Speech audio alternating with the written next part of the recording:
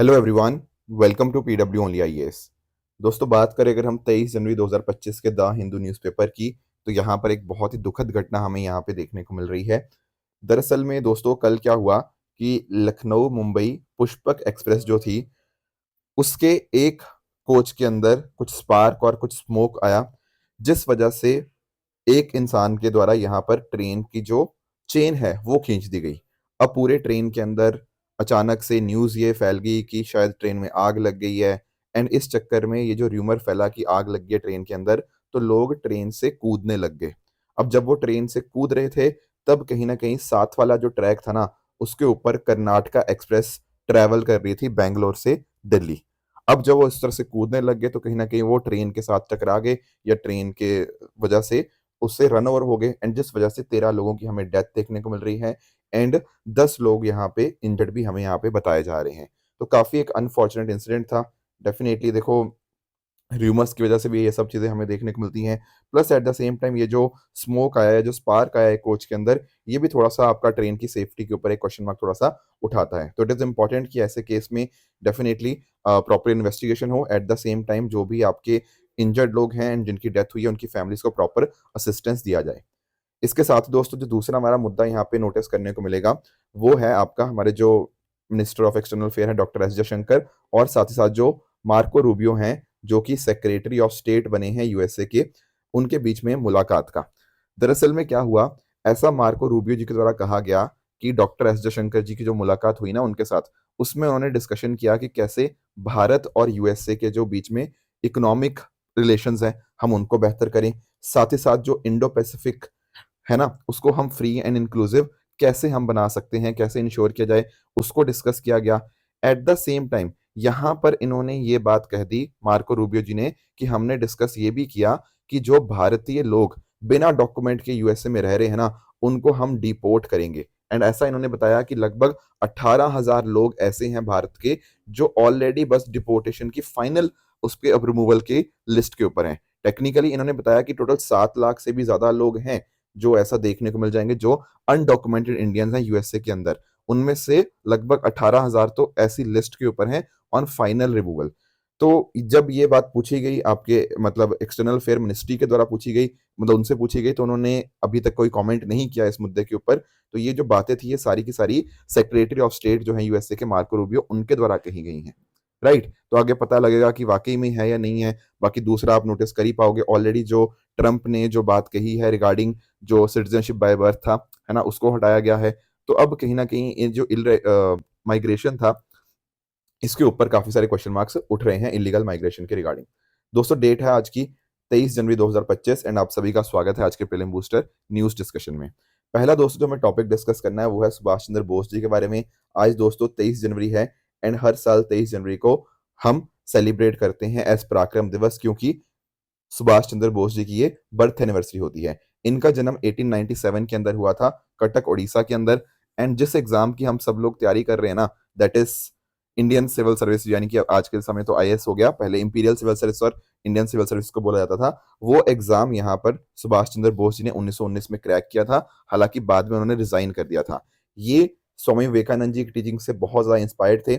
And इनके जो हालांकि जो पॉलिटिकल मेंटर थे वो चित्तरंजन दास जी थे, बट जो स्पिरिचुअल गुरु थे वो विवेकानंद जी थे।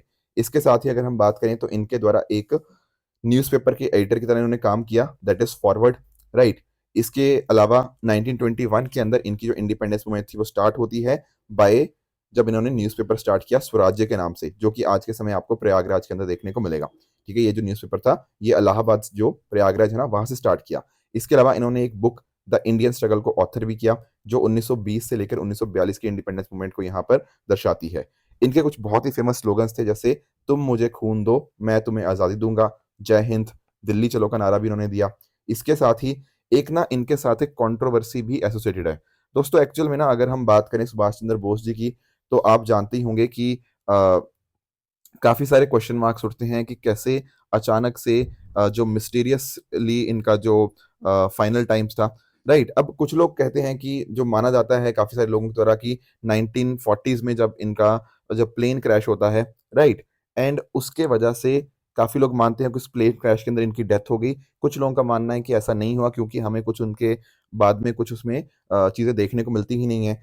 तो जब 1992 के अंदर भारत रत्न दिया जा रहा था ना, तो सरकार ने उसमें वर्ड इस्तेमाल किया पोस्टमसली कि डेथ के बाद इनको दिया जा रहा है। अब इनकी जो फैमिली थी उन्होंने मना कर दिया कि नहीं, जब उनकी डेथ हुई ही नहीं है, जब हमारे पास उसका डेथ का कोई प्रूफ ही नहीं है, कोई कंक्लूसिव एविडेंस ही नहीं है, तो हम कैसे मान लें कि यहाँ पर उनकी डेथ हो चुकी है। फिर ये पूरा मुद्दा जाता है सुप्रीम कोर्ट के पास। सुप्रीम कोर्ट भी फैमिली के साथ एग्री करती है कि ठीक है, अगर फैमिली नहीं मान रही है तो कोई दिक्कत वाली बात नहीं है। तो फिर सरकार को ये जो नोटिफिकेशन था, जो आपका लीगल जो पहले डाला गया था, लीगल प्रेस रिलीज था, उसको वहां पर उन्होंने वापस ले लिया था इस पर्टिकुलर चीज के रिगार्डिंग।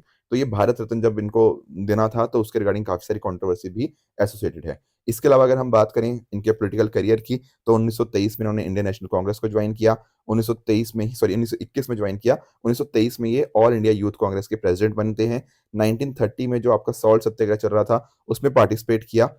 और साथ ही साथ जो जवाहरलाल नेहरू जी थे, एम एन रॉय थे, उनके साथ काफी ये क्लोजली एसोसिएटेड थे। हालांकि अगर हम बात करें ना, तो आप नोटिस कर पाओगे 1930 के अंदर क्या होता है आपका, जैसे बाद में जाके आपका जो सिविल डिसोबीडियंस मूवमेंट था, राइट, एंड साथ ही साथ गांधी इरविन पैक्ट होता है। ये इन दोनों के अगेंस्ट थे कि सिविल डिसोबीडियंस मूवमेंट को आपने कैसे बीच में कैसे रोक दिया, आपने कैसे सस्पेंड कर दिया। और साथ ही साथ गांधी इरविन पैक्ट को भी काफी इन्होंने हैवी लेवल के ऊपर इन्होंने अपोज किया।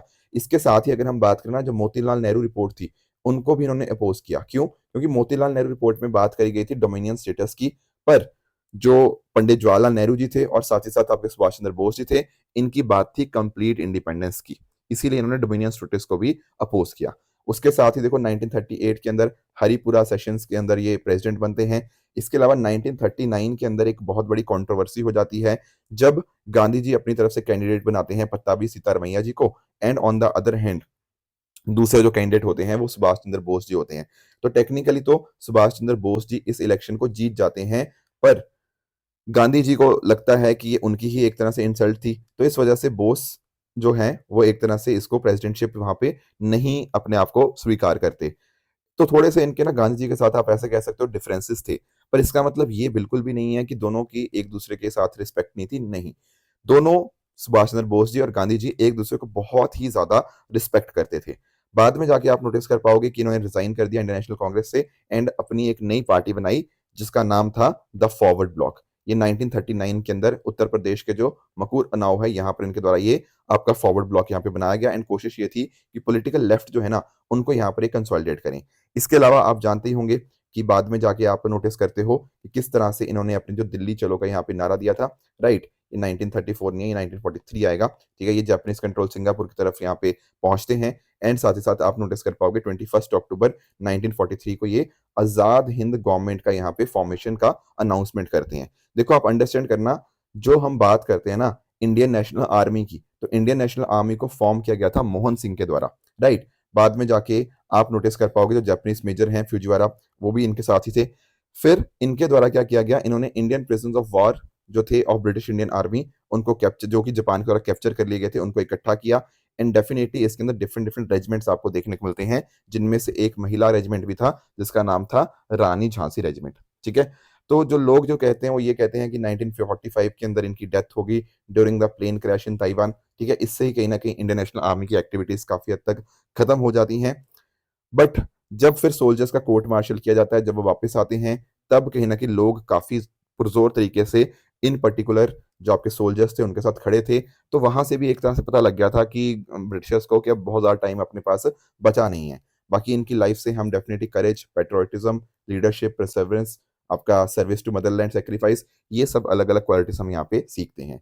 अब होता क्या है, एक ना पुरस्कार दिया जाता है हर साल 23 जनवरी को, सुभाष चंद्र बोस आपदा प्रबंधन पुरस्कार। आपदा समझते हो, आपदा होता है आपका डिजास्टर और प्रबंधन होता है मैनेजमेंट। तो दरअसल में आपका जो एनडीएमए है, नेशनल डिजास्टर मैनेजमेंट अथॉरिटी, इसके द्वारा यहाँ पर ये पर्टिकुलर अवार्ड को एडमिनिस्टर किया जाता है, हर साल 23 जनवरी को दिया जाता है। एंड साथ ही साथ आप बात कर पाओगे यहाँ पर केवल इंडियन नेशनल्स और इंडियन इंस्टीट्यूशंस को ही ये अवार्ड दिया जा सकता है। जो इंस्टीट्यूशन कुछ अच्छा काम करता है, लेट से डिजास्टर मैनेजमेंट के, प्रिवेंशन के regarding, mitigation, preparedness, rescue, response, relief, इन सब चीजों के अंदर कोई अच्छा काम करता है इंस्टीट्यूशन, उसको 51 लाख का कैश प्राइज और सर्टिफिकेट मिलता है। कोई इंडिविजुअल अच्छा काम करता है तो उसको 5 लाख का कैश प्राइज और सर्टिफिकेट मिलता है। तो ये कुछ बातें थी सुभाष चंद्र बोस और जो आपदा प्रबंधन पुरस्कार था उसके बारे में, ये बातें आपको पता होनी चाहिए। अगला दोस्तों हमारे सामने टॉपिक है वो है प्रलय और पिनाका मिसाइल सिस्टम के रिगार्डिंग।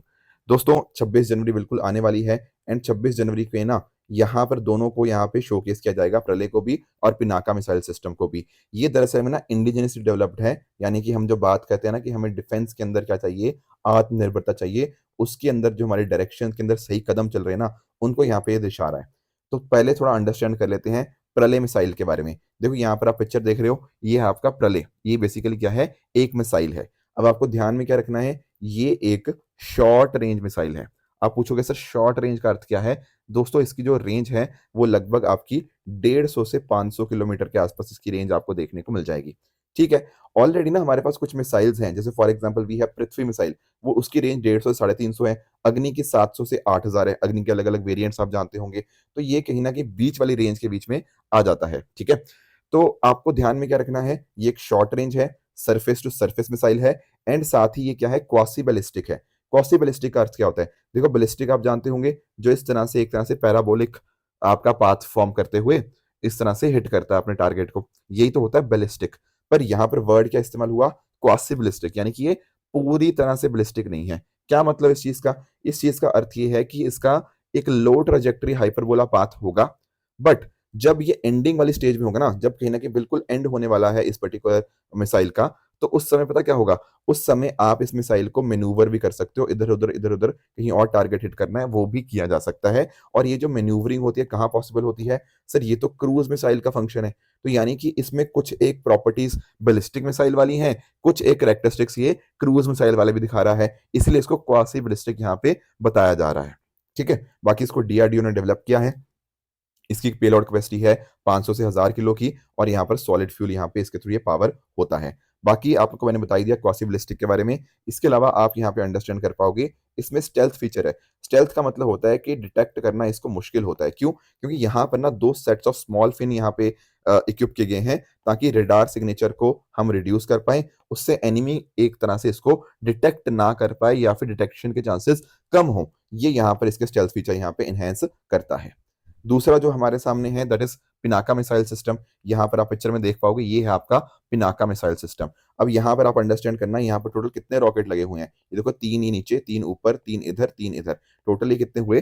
टोटल आपके 12 रॉकेट्स को यहाँ पे लॉन्च कर सकता है इन अ टाइम ऑफ 44 सेकेंड्स। यानी कि फटाफट बहुत ही कम टाइम के अंदर 12 रॉकेट्स यहाँ पे इसके द्वारा लॉन्च किए जा सकते हैं। एंड इसको प्रोग्राम करने के अंदर भी बस 20 ही सेकंड लगते हैं। यानी कि 20 सेकंड लगे प्रोग्राम करने के अंदर, 44 सेकंड इसको लॉन्च करने के अंदर लगे, तो लगभग 1 मिनट के अंदर ही अच्छे से ये लॉन्च हो पाएगा। तो समझ पा रहे हो? तो ऐसा बताया जाता है कि ये 700 इंटू 500 स्क्वायर मीटर का एरिया न्यूट्रलाइज करने के अंदर सक्षम है with in a time of 48 second. बहुत ही फास्ट, बहुत ही क्विक आपको देखने को मिल जाएगा। तो ये मल्टी बैरल है, जैसे मैंने दिखाया आपको फोटो के अंदर, एंड ये रॉकेट लॉन्च सिस्टम आपको देखने को मिल जाएगा, जो कि डीआरडीओ की एक लेबोरेटरी है, armament research and development establishment, इसके द्वारा इसको यहाँ पे बनाया गया है। पनाका MK1 की बात करें ना, तो उसकी रेंज है लगभग 40 किलोमीटर की। हालांकि इसका जो इनहेंस्ड वर्जन है वहां पर आपको इसकी रेंज 75 किलोमीटर की देखने को मिल जाएगी। अब देखो इसमें ना एक बड़ा ही इंटरेस्टिंग चीज है, that is shoot and scoot. देखो मैं आपको एक एग्जांपल देता हूँ। मान लो ना आप यहाँ पर खड़े थे और आपका एनिमी यहाँ पे खड़ा है। अब आपने यहाँ से चलाना स्टार्ट किया कुछ, ठीक है। अब आपके एनिमी को आइडिया लग जाएगा ना यार स्टार्टिंग पॉइंट क्या है इसका। जैसे आपने कोई चीज यहाँ पे फेंकी, कुछ मिसाइल फेंकी, कुछ भी फेंका, तो आपके एनिमी को आइडिया लग जाएगा कि आप कहाँ पे खड़े हो। तो एनिमी भी वापस पे आपके ऊपर मारेगा, है ना, कुछ ना कुछ वो भी आप पे आपके ऊपर अटैक करेगा।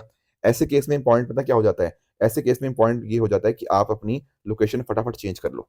जरूरी है ना, क्योंकि काउंटर बैटरी फायर होगा तो आपको कहीं ना कहीं अपने आप को बचाना पड़ेगा। तो यहाँ पर जो पिनाका मिसाइल सिस्टम है ना, इसमें ये शूट एंड स्कूट कैपेबिलिटी भी है, यानी कि बहुत जल्दी से आप अपनी लोकेशन को चेंज कर सकते हो, ताकि काउंटर बैटरी फायर से एक तरह से आप बच पाओ। बाकी आप नोटिस कर पाओगे इसके अंदर इनर्शियल नेविगेशन सिस्टम है, जिससे कहीं ना कहीं प्रिसाइज टारगेटिंग की जा सकती है। एंड इवन अगर हम बात करें ना, तो अर्मेनिया को हमने और ये एक्सपोर्ट भी किया है जो पिनाका है। बाकी डेफिनेटली भारत की जो आत्मनिर्भरता है उसको यहाँ पे ये दर्शाते हैं कि कैसे भारत आत्मनिर्भर बन रहा है। बैलिस्टिक मिसाइल्स के बारे में मैंने आपको कई बार बता ही रखा है, अभी भी इनफैक्ट यहाँ पे बताया कि लॉन्ग डिस्टेंस के लिए आप वॉरहेड्स को यहाँ पे इसके माध्यम से डिलीवर कर सकते हो। शॉर्ट रेंज हो सकती हैं जिनकी रेंज 1000 किलोमीटर तक होती है, मीडियम रेंज जब रेंज आपकी 1000 से 3000 किलोमीटर, इंटरमीडिएट रेंज जब ये रेंज आपकी 3000 से 5500 किलोमीटर हो जाती है, एंड एक होता है ICBM, inter continental ballistic missile, जिनकी रेंज आपको 5500 किलोमीटर से भी ज्यादा आपको देखने को मिल जाएगी। तो स्टार्टिंग में इनिशियल बूस्ट का फेज होता है, फिर एक तरह से ग्रेविटी के इन्फ्लुएंस के अंदर एक तरह से ये फ्री फॉल ट्रैजेक्टरी यहाँ पे इनकी आपको देखने को मिल जाती है। इसके अलावा अगर हम बात करें तो भारत की बैलिस्टिक मिसाइल जैसे पृथ्वी सीरीज हो गया, ये शॉर्ट रेंज मिसाइल है। उसके अलावा अग्नि सीरीज की बात करें तो यहाँ पर अलग अलग वेरिएंट्स हैं, मीडियम भी हैं, इंटरकॉन्टिनेंटल बैलिस्टिक मिसाइल जैसे अग्नि 5 की रेंज 5000 किलोमीटर ज्यादा है। उसके अलावा धनुष की बात करें तो ये एक शिप लॉन्च आपको बैलिस्टिक मिसाइल देखने को मिल जाती है। तो definitely there are different variants. इसके अलावा दोस्तों अगला जो हमारा टॉपिक है वो है आपका बायो इथेनॉल के बारे में। दोस्तों आप लोगों ने ना ज्योग्राफी के अंदर जब आपने बायोफ्यूल्स पढ़े होंगे ना, तो आपने 4 जनरेशन पढ़ी होंगी बायोफ्यूल्स की। अगर हम बात करें फर्स्ट जनरेशन बायोफ्यूल की, तो ये दरअसल में जो बायोफ्यूल बनता है ना, ये एडिबल जो खाने वाले आइटम्स होती है ना उनसे बनता है, जैसे फॉर एग्जाम्पल आपका शुगर, कॉर्न, स्टार्च। और यहाँ पर क्या होता है, it has high carbon content. फिर जो सेकेंड जनरेशन बायोफ्यूल की बात करते हैं, ये दरअसल में ना जो आपके फूड क्रॉप्स के लेफ्ट ओवर है, जो बचे हुए आपके हिस्से हो गए, जैसे आपका चावल का जो हस्क होता है या वुड चिप्स होती हैं, इनको आप कंज्यूम नहीं करते, ये फूड क्रॉप सब बचा हुआ हिस्सा उसका लेफ्ट ओवर है, ठीक है। तो इनमें ग्रीन हाउस गैस कंटेंट थोड़ा कम होता है। फिर जो थर्ड जनरेशन बायोफ्यूल की बात करें तो वो क्या होता है, वो कार्बन न्यूट्रल होता है, जैसे फॉर एग्जाम्पल जिसको एल्गी से हम बना सकते हैं। एंड फोर्थ जनरेशन बायोफ्यूल तो बहुत ज्यादा एडवांस हो गया, जिसमें हम बात करते हैं जेनेटिकली इंजीनियर्ड क्रॉप्स की, उसके थ्रू अगर हम बनाते हैं, that is your fourth generation biofuel, और ये कार्बन नेगेटिव होते हैं। अब अगर हम बात करें ना फर्स्ट जनरेशन बायोफ्यूल की, तो उसी में एक आपका एग्जांपल देखने को मिल जाएगा, जो है आपका बायो इथेनॉल। क्या है बायो इथेनॉल? दोस्तों जो बायो इथेनॉल है ना, वो यहाँ पर एक फॉर्म है रिन्यूएबल एनर्जी का, जिसको प्रोड्यूस कैसे किया जाता है, उसके लिए रॉ मटेरियल क्या लगते हैं, वो आपका सेलुलोज हो गया, जैसे आपका शुगर केन हो गया, शुगर बीट हो गया या कॉर्न हो गया, इनसे आपका बायो इथेनॉल आपका ऑब्टेन होता है। साथ ही साथ आपके कुछ फॉरेस्ट्री रेजिड्यूज हो गया, एग्रीकल्चर वेस्ट से भी आप यहाँ पे इसको प्रोड्यूस कर सकते हो। यानी कि कुछ एक पार्ट्स आपके फर्स्ट जनरेशन बायोफ्यूल के भी कह सकते हो, और सेकंड जनरेशन बायोफ्यूल में भी आप इसको कुछ पार्ट को इंक्लूड कर सकते हो। और ये एक फ्यूल क्या है, this an alcohol based fuel. अब इसका फायदा क्या है सर? दोस्तों इसका फायदा ये डेफिनेटली है कि यहाँ पर आप नोटिस कर सकते हो कि इसके थ्रू आप इलेक्ट्रिसिटी को जनरेट कर सकते हो, क्योंकि जो आपके टरबाइन को टर्न करना था तो वो यहाँ पर इसके माध्यम से हो सकता है। Plus at the same time अगर हम बात करें तो जैसे आप लोगों ने सुना होगा ना एथनॉल ब्लेंडेड पेट्रोल के बारे में या एथनॉल ब्लेंडेड फ्यूल के बारे में, तो होता पता क्या है, डीजल या गैसोलीन के साथ आप इसको कंबाइन कर सकते हो।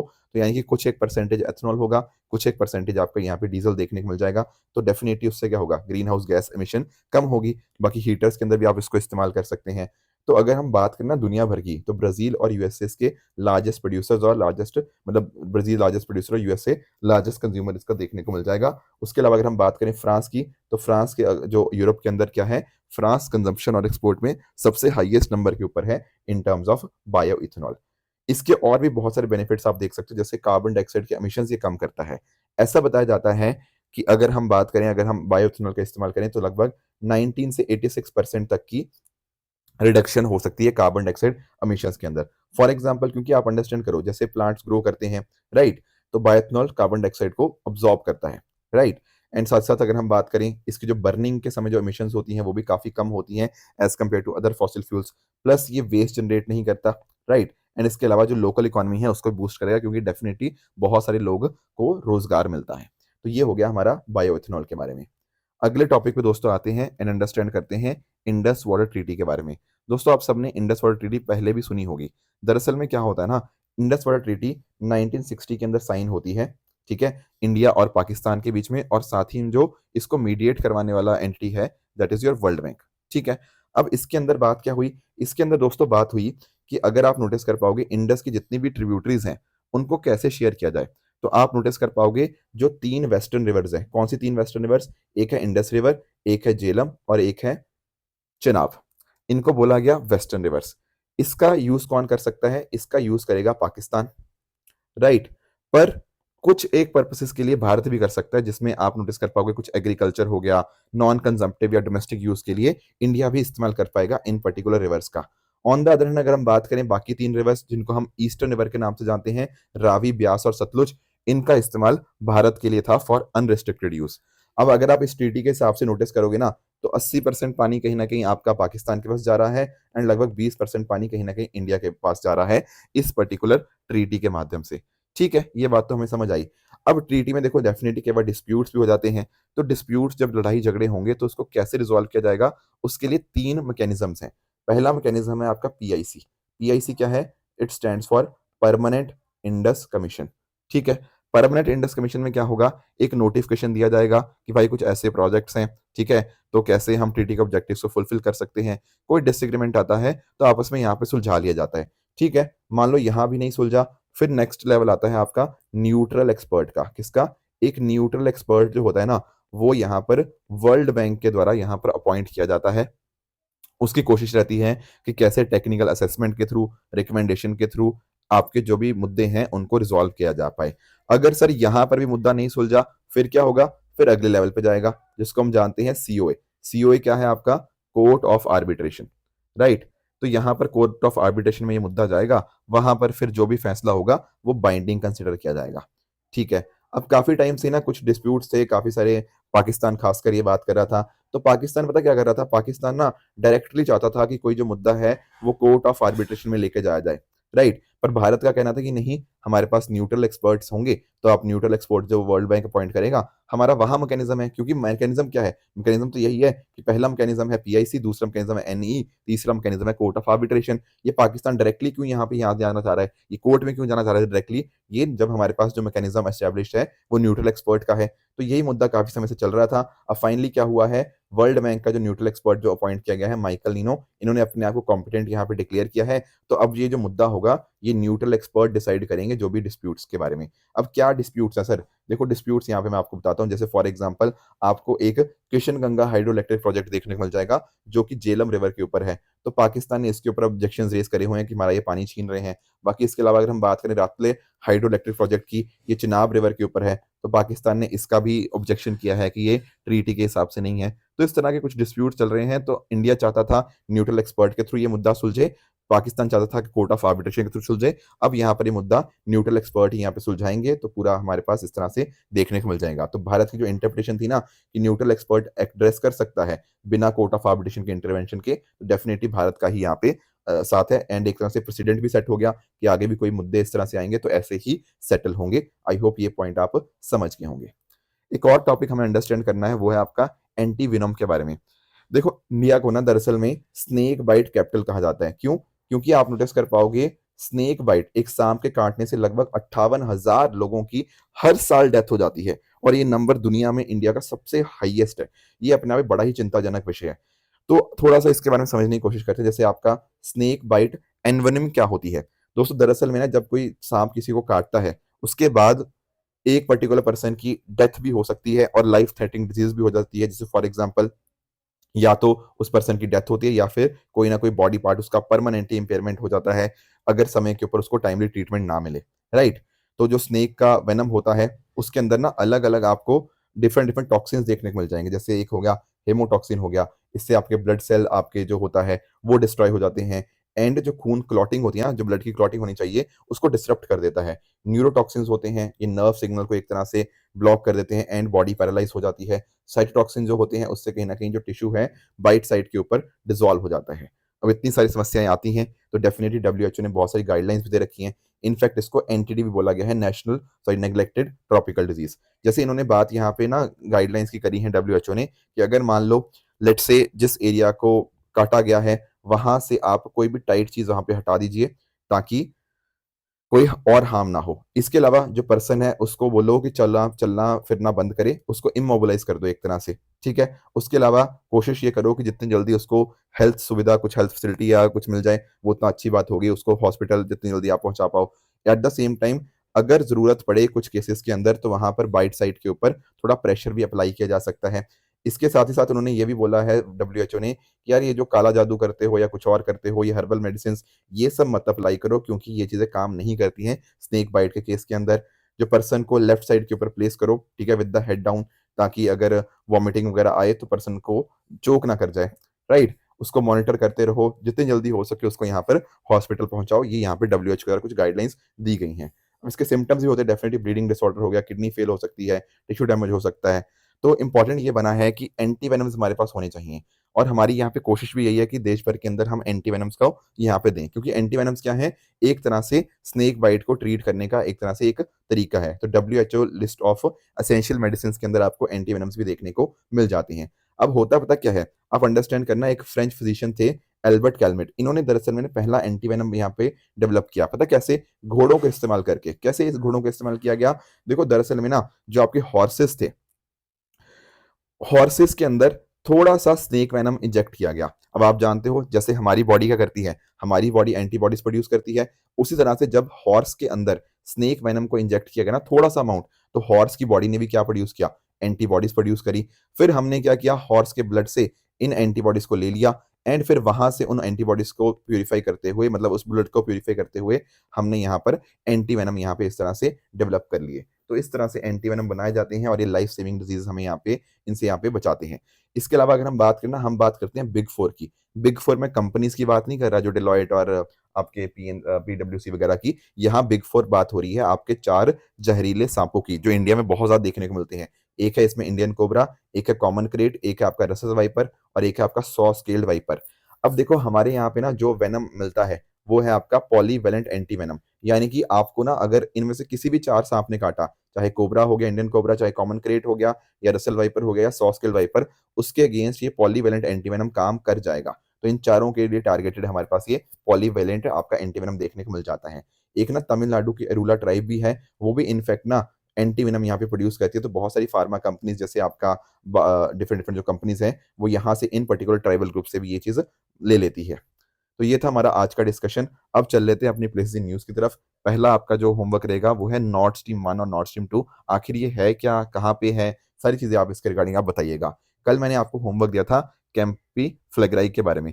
दोस्तों जब हम बात करते हैं ना, तो पहली बात तो इसकी लोकेशन हमारे लिए डेफिनेटली इंपॉर्टेंट है। ये लोकेशन आपको देखने को मिल जाएगी इटली के अंदर। आप यहाँ पर इटली में देख पाओगे, जो नेपल्स है ना, वहां पर आपको ये देखने को मिल जाएगा।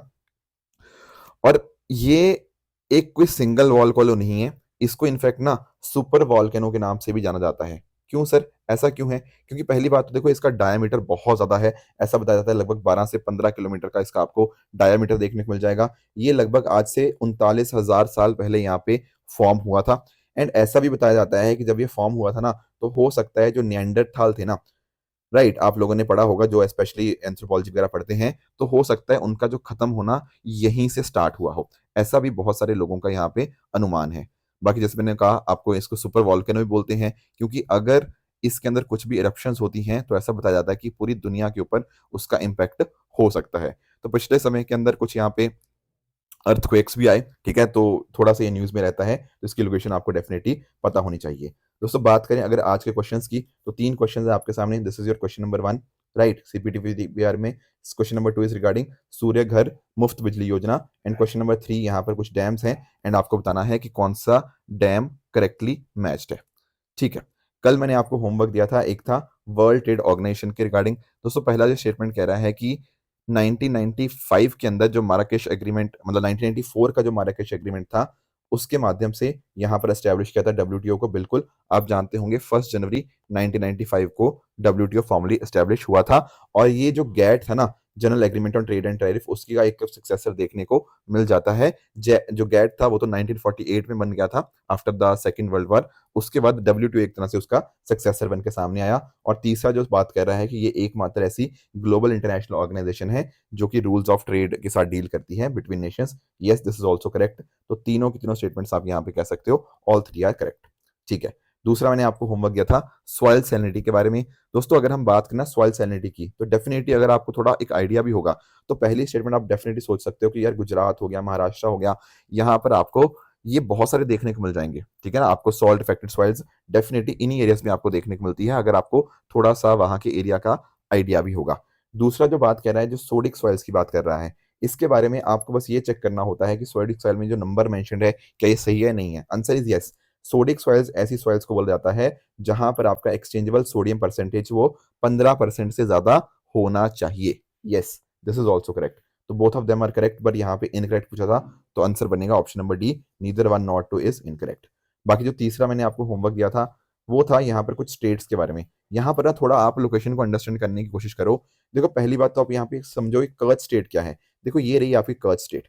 ये आप पहले बात तो ब्लैक सी देख पा रहे होंगे। तो दरअसल ना यहाँ पर आपका जो सी ऑफ एजोव है और यहाँ पर आपका ब्लैक सी है, इसको कनेक्ट कौन कर रहा है? इसको कनेक्ट कर रहा है कर्च स्टेट। ये पूरा एरिया बहुत न्यूज में रहता है रशिया यूक्रेन क्राइसिस की वजह से। तो कर्च स्टेट पहली बात आपको ध्यान रखनी है, सी ऑफ एजोव और ब्लैक सी को कनेक्ट करती है।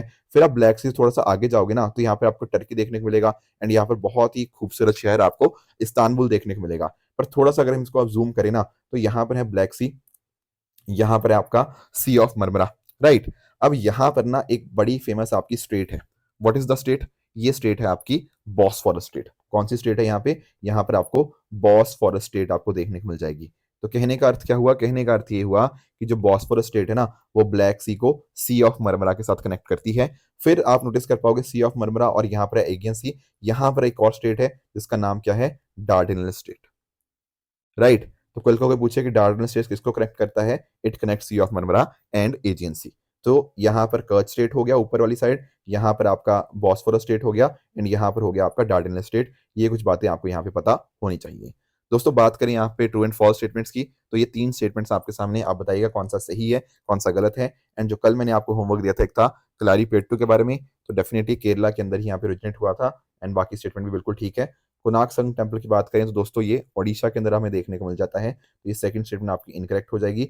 बाकी दोस्तों बात करें वाटर हाइसिंथ की, तो डेफिनेटली इसको दुनिया भर का सबसे मोस्ट इन्वेजिव प्लांट स्पीशीज यहाँ पे कंसिडर किया जाता है, तो ये बात भी अपने आप में करेक्ट है। तो दोस्तों ये थी आज की डिस्कशन। इसी तरह से आप भी अपने एंड पे हार्डवर्क करते रहिए। Thank you so much for joining. All the very best.